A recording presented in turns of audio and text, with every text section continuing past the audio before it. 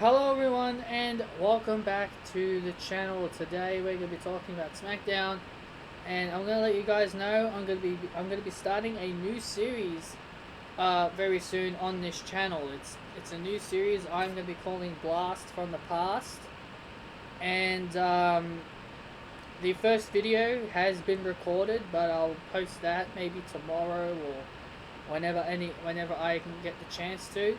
So I'm starting this new series because I want to see how you guys feel about it. If you guys want me to revisit some of the past stuff of WWE, but that's if you guys like it. So the video will either be up tomorrow or Monday. Depends when I can get the chance to post it. So let's talk about Smackdown. The show started off with everybody's favorites wives in WWE, the relationship, the never-ending relationship, which will definitely be ending soon in my opinion. Sasha and Bayley came out. Sasha still thinking she's the Raw Women's Champion. You're not Sasha. You're not Sasha. You're not Sasha. But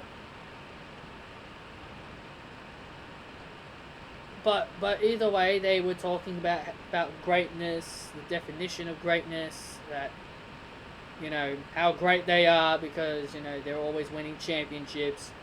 Bayley also complained because how the fans were chanting "You suck" at her and Sasha, like WWE having the Performance Center people tell Bayley and Sasha that they suck is literally the most ridiculous thing I've ever heard. Like, we know real fans would not say that to Sasha or Bayley.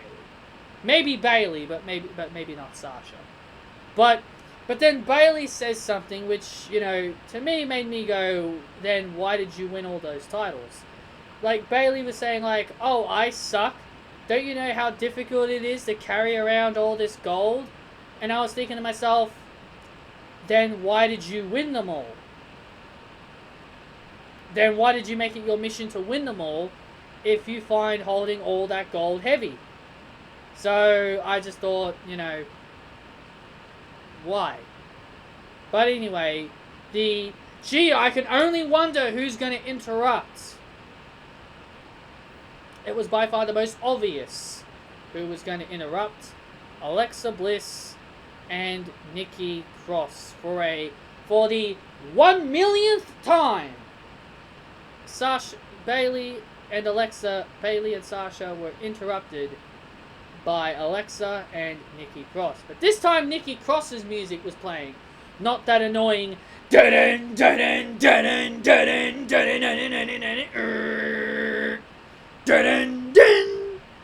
not that annoying music.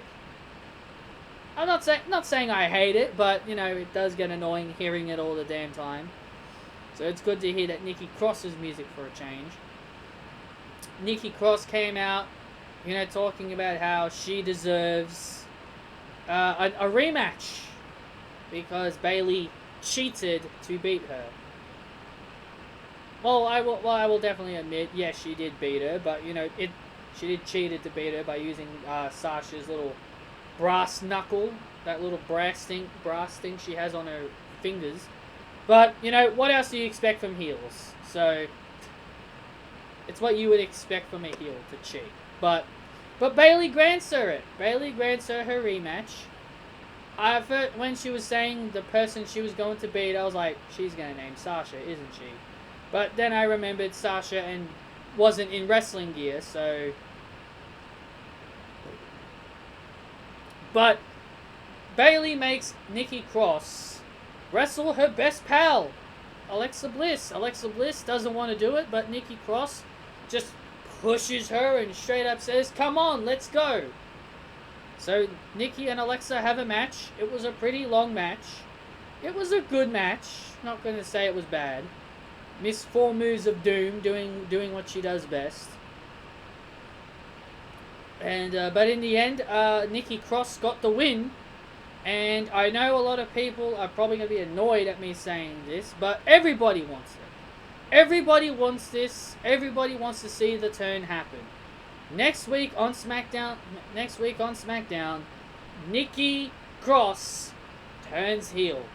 I know it's probably annoying to hear me repeat that over and over again, but I'm telling you guys, this time it's going to happen. Nikki Cross this time is going to turn heel. And to me it makes perfect sense. Alexa Bliss hasn't really had much of a run as a babyface. She hasn't had a singles run as a babyface. She's only been a babyface during in her tag team with Nikki Cross. I think Nikki Cross turning heel makes more sense than Alexa. Turning Nikki heel makes more sense than Alexa. Because Alexa, like, Nikki's the one that's getting angrier and angrier and angrier, while Alexa's trying to stay positive. So, I think it just makes sense for it to be Nikki Cross that turns heel. Whether if you disagree with me, personally I don't care. I'm sticking with my plan. I'm sticking with the way I think it should be done. Nikki Cross turns heel next week. Then we get the barefoot bum, Matt Riddle. Jesus, this guy's awful. The barefoot bum takes on 205 Live's resident jobber, Tony Nese. And Matt Riddle gets the win. What else do I have to say here? King Corbin then comes out. Matt Riddle had to cut a promo, which Matt Riddle is awful at. Awful. He is awful when it comes to promos. King Corbin would come out and, you know, they'd start their rivalry. Don't care. I'm pulling for King Corbin. Never thought I'd see the day where I'd be cheering for King Corbin. Big E backstage, and he was wondering how Kofi was feeling. Kofi said he'll be out of action for 6 weeks, maybe longer. But Kofi Kingston gives Big E his blessing to go on and pursue a singles career. He tells Big E that you've been putting 6 years of your life of the New Day, and he's told Big E that to not worry anymore. You know, you've put your career on hold for the New Day. And he says it's time for the fans to show what Big E's capable of. Everybody wants to see you as a singles competitor.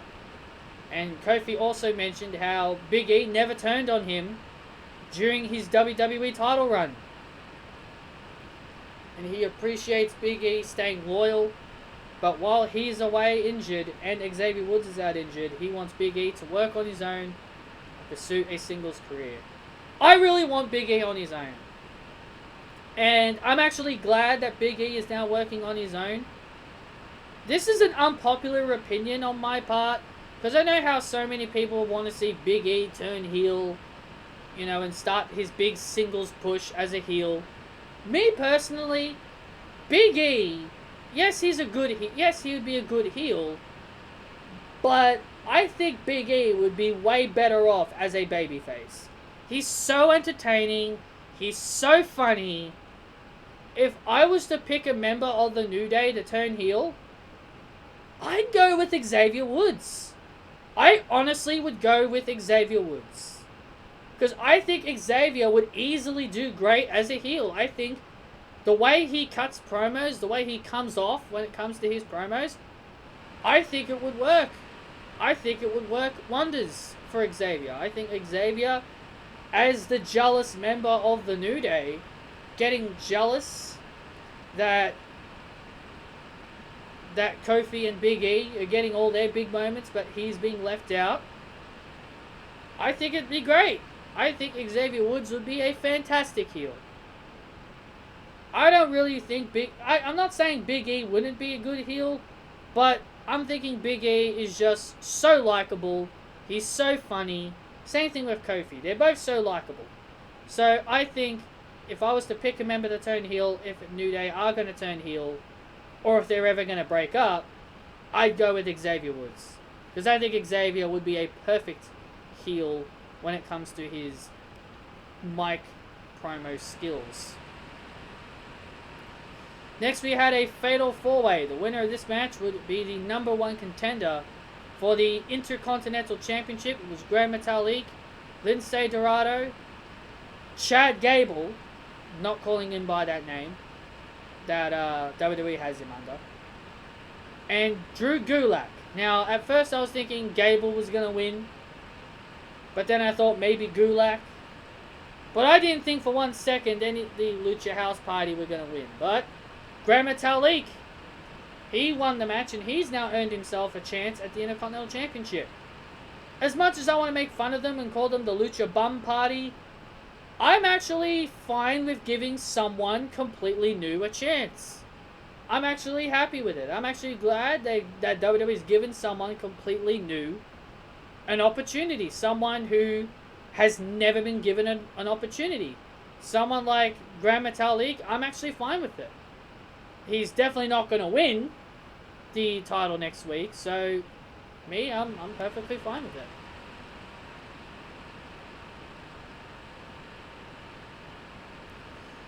The final match was the bar fight between Sheamus and Jeff Hardy. Don't care. Jeff Hardy won. I just didn't care for this. So yeah, that's pretty much all SmackDown review, guys. Hope you guys enjoyed. Hit that thumbs up. Comment your opinions down below. Subscribe. And I will see you all next time.